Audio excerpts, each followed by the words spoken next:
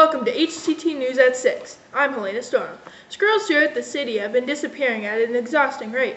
Local scientists suspect a foreign disease is to blame, but recent video footage caught by a security camera shows otherwise.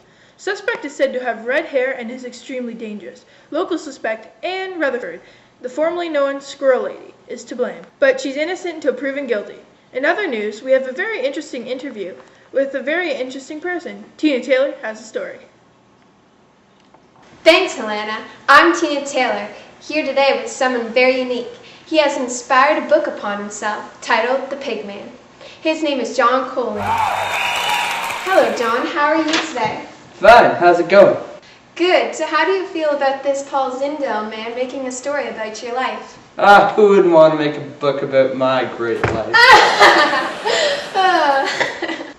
It's interesting that someone could be so precise to my real life. Yes. And what was your favorite part about your life mentioned in this story? Oh God, there's so much to tell. Well then, why don't we bring out your friend Lorraine? Hey everybody. Alright, so John, what was your favorite part? I think it happened around chapter 10, 11, and 12. There's lots of mental memories to look back upon. The climax, if you will. So, for the people who haven't read this book, what happens in these chapters? Well, a lot of things. From having a good time with Lauren and Mr. Pignotti, to the accident, to the hospital, to the dress-up game, to the pet monkey, and all kinds of... Wow, that is so interesting.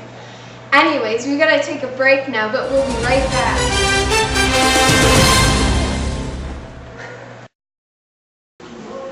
Welcome back, everyone.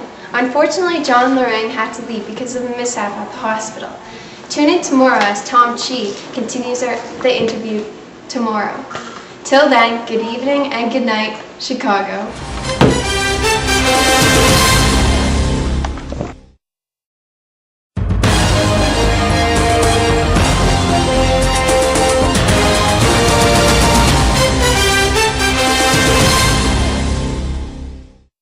Hello, and welcome to HCT News at 6. I'm Helena Storm. Tom Chi, special report. Only on HCT News. And I am Tom Chi, here to interrupt you, Helena. On a more important note, we will be continuing interview from yesterday. For those of you just joining, we are interviewing John Coleman, a boy who received a book about his life. Hello, John. Nice to meet you. Nice to meet you too. So, John, continuing from yesterday, what happened in special chapter you spoke about? You mean 10, 11, and 12? The best chapters in the book? Yes, those are the ones. Well, in chapter 10, we were sort of making our visits routine. Sorry? What visits? Oh, this man named Mr. Pignotti. We went to his house for food and stuff. We said we were helpers. Oh, Pigman, Pignotti, I get it. Yes, well, anyways, we go visit Mr. Pignotti, and he speaks about his monkey friend he visits named Bobo. We were watching TV, and we decided to tell Mr. Pignotti that we weren't really charity workers.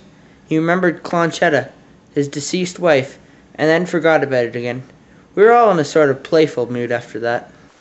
Oh yes, you have lots of fun? No, not like that. We decided to rollerblade through the house, which didn't resolve good at all.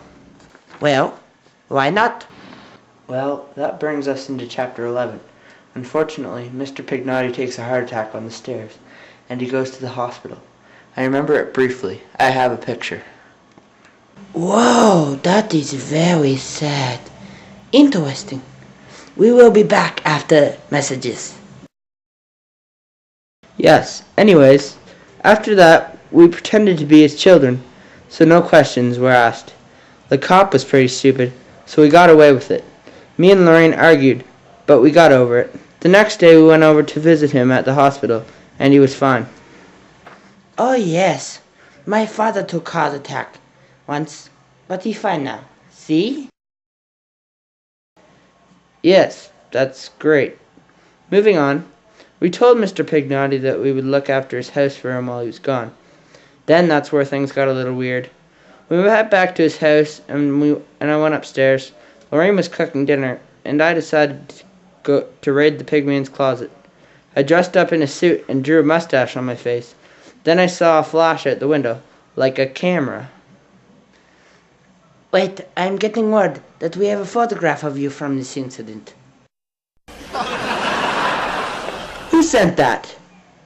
Never mind, continue with story. And then came back down with the Conchetta's dress on. We then went upstairs What do you mean we don't have picture of girl? I want to see. I want to...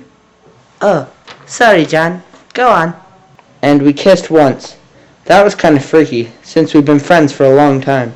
But we toasted to Mr. Pignaughty. How cute. We'll be back after messages. Bye-bye. Hello, and welcome back to HCT News at 6.